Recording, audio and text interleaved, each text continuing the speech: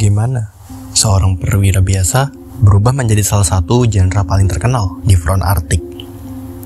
Ini adalah cerita dari Edward Dietel. Edward Wolhard Christian Dietel lahir pada 21 Juli 1890 di Bad Aibling, di sebuah kota kecil di Bavaria, Jerman. Ia tumbuh di keluarga yang memiliki tradisi militer yang kuat, di mana ayahnya sendiri, Christian Dietel, adalah seorang mayor di Angkatan Darat Kerajaan Bavaria. Sejak muda, Dietel sudah menunjukkan minat besar pada dunia militer, yang membentuk jalan hidupnya di kemudian hari. Setelah menyelesaikan pendidikannya, Dietel memutuskan untuk mengikuti jejak ayahnya dan bergabung dengan Angkatan Darat Bavaria pada tahun 1909. Ia ditempatkan di Resimen Infanteri Bavaria kelima, di mana ia dengan cepat naik pangkat dan menunjukkan potensi kepemimpinannya. Lalu ketika Perang Dunia I pecah pada tahun 1914, Dietel dikirim ke garis depan. Ia berperang di berbagai medan pertempuran, termasuk pertempuran Champions. Selama perang, Dietel dikenal sebagai perwira yang tangguh dan tidak kenal takut. Seringkali ia memimpin pasukannya dari garis depan. Ia berkali-kali terluka dalam pertempuran, namun hal ini tidak menghentikannya. Reputasinya sebagai perwira yang keras dan berani terus meningkat. Berkat keberaniannya, Dietel menerima beberapa penghargaan, termasuk Knight Cross of the Iron Cross, dan berhasil naik pangkat menjadi kapten pada tahun 1918. Setelah berakhirnya Perang Dunia I dan kekalahan Jerman, masa sulit pun tiba. Perjanjian Versailles membatasi ukuran militer Jerman, yang kini disebut Reichswehr, menjadi hanya sekitar 100.000 tentara. Di tengah reformasi dan ketidakstabilan politik, Dietel berhasil tetap berada dalam angkatan bersenjata. Ia ditempatkan di Resimen Infanteri ke-19 di Munich, sebuah kota yang menjadi pergerakan politik sayap kanan pada masa itu. Di Munich, Dietel membangun reputasinya sebagai perwira yang andal dan berdedikasi, meskipun ia berada di bawah batasan ketat militer Weimar. Ia dikenal karena komitmennya yang kuat dalam melatih pasukan, terutama dalam mengembangkan taktik perang di pegunungan. Keahlian ini kelak akan menjadi ciri khasnya. Namun yang paling signifikan adalah awal kedekatannya dengan Partai Nazi dan juga Adolf Hitler. Pada masa ini, Dietel bergabung dengan Freikorps di bawah pimpinan Franz Ritter von Elb untuk menumpas pemberontakan komunis di Munich. Melalui koneksi di Freikorps, Dietel bertemu dengan Hitler, yang juga seorang veteran Perang Dunia I. Dietel bahkan menjadi salah satu anggota awal dari DAP, yang mana itu adalah cikal bakal NSDAP pada tahun 1919, sebelum Hitler sendiri. Meskipun kemudian ia harus keluar dari partai karena aturan militer yang melarang keterlibatan politik, Dietel tetap menjadi pendukung setia ideologi Nazi. Hubungan pribadinya yang dekat dengan Hitler berlanjut dan memegang peranan penting dalam karirnya di masa depan. Pada April 1940, medan pertempuran baru terbuka di utara dengan diluncurkannya Operasi Weserübung, invasi Jerman ke Denmark dan Norwegia. Tujuannya adalah untuk mengamankan pasukan biji besi dari Swedia yang melewati pelabuhan Narvik, serta mengamankan pangkalan angkatan laut. Dalam operasi yang ambisius ini, Jenderal Edward Dietel dipercaya memimpin divisi Gunung Ketiga yang terdiri dari pasukan Gebirgsjäger, pasukan khusus yang terlatih dalam perang di pegunungan dan juga kondisi Arktik. Dietel dan pasukannya mendarat di Narvik pada 9 April 1940. Meskipun mereka berhasil menguasai kota dengan cepat, keberhasilan ini berumur pendek. Angkatan Laut Inggris segera menyerang, menghancurkan sebagian besar kapal perusak Jerman yang mendukung pendaratan.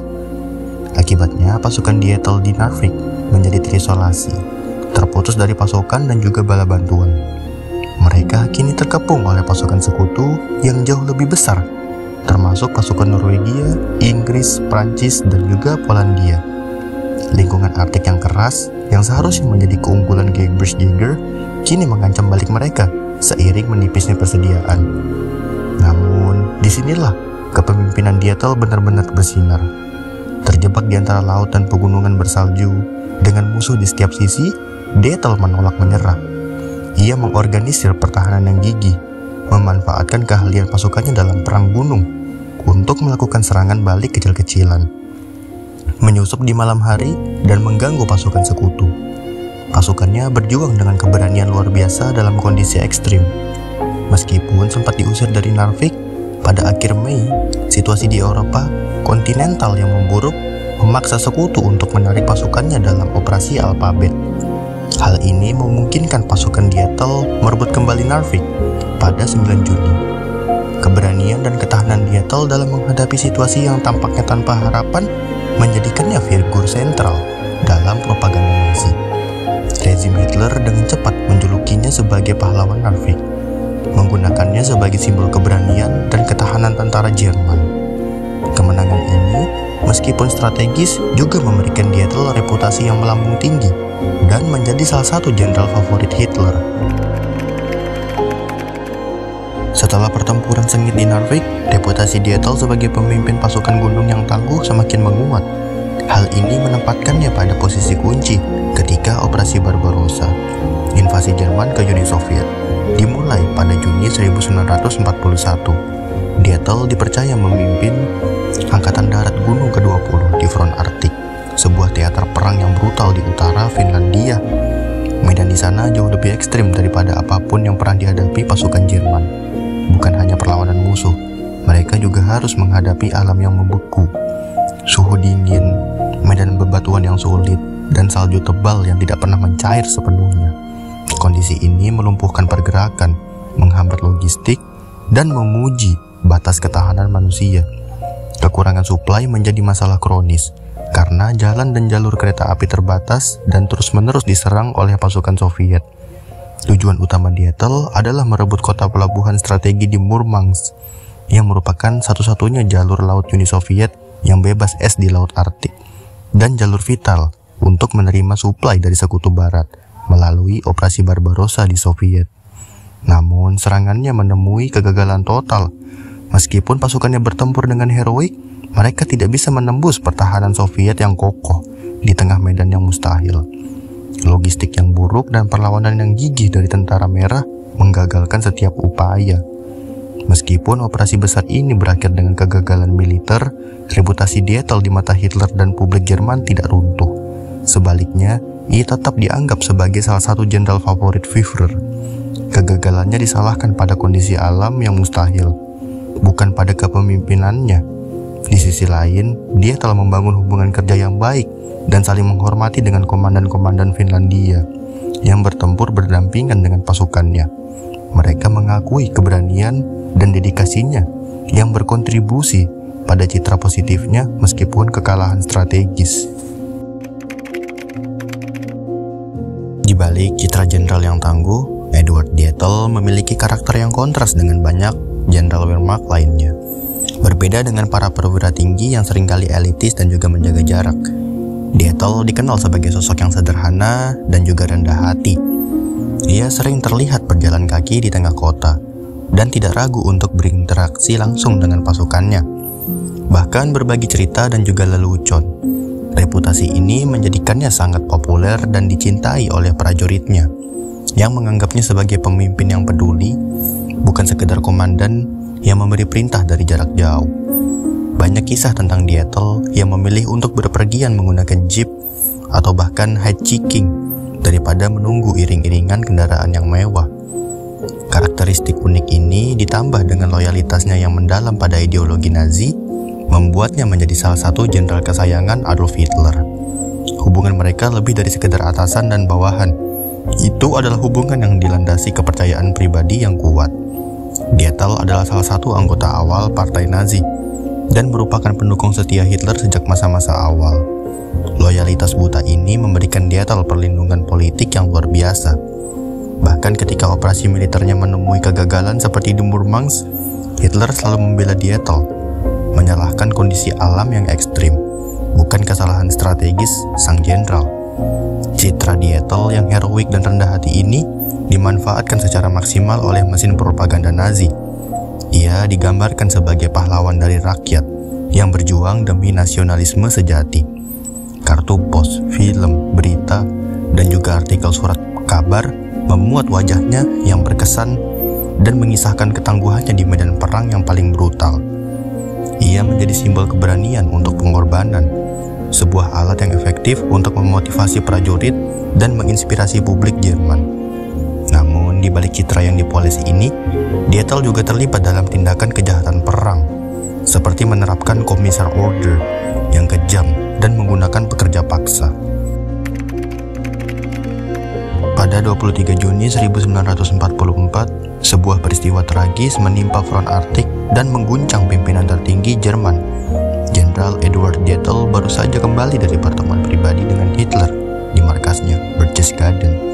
Ia sedang dalam perjalanan menuju markasnya di Lapland, Finlandia. Ketika pesawatnya, sebuah Junkers Ju-52, mengalami kecelakaan yang fatal. Pesawat itu jatuh di daerah pegunungan yang terpencil di desa Ritnik, Sitria, Austria. Kondisi cuaca buruk diperkirakan akibat badai petir menjadi penyebab utama jatuhnya pesawat. Kecelakaan ini tidak hanya menewaskan Dietl, tetapi juga beberapa perwira tinggi lainnya, termasuk Jenderal Thomas Emil von Wick dan juga Jenderal Karl Esgler. Tidak ada satupun dari 8 orang dalam pesawat yang selamat. Kematian Dietl adalah pukulan berat bagi Adolf Hitler.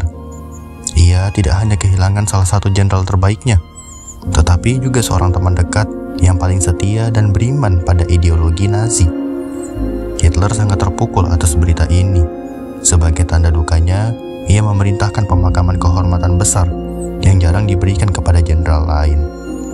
Pemakaman itu diadakan di Berlin, di mana Hitler sendiri memberikan pidato eulogi yang emosional. Dalam pidatonya, Hitler memuji Dietl sebagai seorang teman yang setia dan sejati, dan contoh yang bersinar bagi banyak perwira dan jenderal Jerman. Kematian tragis ini mengakhiri kisah seorang jenderal yang dipandang sebagai pahlawan oleh rakyat, disayangi oleh pasukannya, dan dihormati oleh pemimpinnya, sekaligus menutup lembaran karir yang penuh kontradiksi di balik tabir propaganda. Setelah perang berakhir dan Jerman terbagi menjadi dua, nama Eduard Dietl tetap dikenal. Namun, ia menjadi sosok yang sangat diperdebatkan. Selama beberapa dekade, terutama di era Perang Dingin, ia dikenang oleh sebagian pihak sebagai prajurit yang cakap dan loyal, yang berjuang dalam kondisi mustahil. Ia dianggap sebagai contoh keberanian dan ketangguhan di medan perang, terpisah dari kejahatan yang dilakukan oleh rezim Nazi. Sebagai bukti dari pandangan ini, nama Dietl sempat diabadikan. Beberapa barak militer milik Bundeswehr atau Angkatan Darat Jerman Barat dinamai menurut namanya, seperti Dietl Kaserne di Fusen. Penamaan ini bertujuan untuk menghormati tradisi keprajuritan dan kepemimpinannya yang berani. Namun seiring berjalannya waktu dan berkembangnya kesadaran historis, pandangan terhadap sosok seperti Dietl mulai berubah. Publik dan sejarawan semakin menyadari bahwa keberanian militer tidak dapat dipisahkan dari peran sentralnya dalam mesin perang yang bertanggung jawab atas kejahatan yang tak terhitung. Pada tahun 1990-an awal dan juga tahun 2000-an awal, terjadi perdebatan publik yang sengit. Kritikus berargumen bahwa seorang jenderal yang merupakan pendukung setia Hitler dan bahkan terlibat dalam implementasi kebijakan brutal seperti Kommissar Order tidak layak dihormati. Akibatnya, Bundeswehr memutuskan untuk menghapus semua nama yang terkait dengan tokoh-tokoh Wehrmacht yang kontroversial. Pada tahun 1995, nama Dietl resmi dicabut dari barak-barak militer.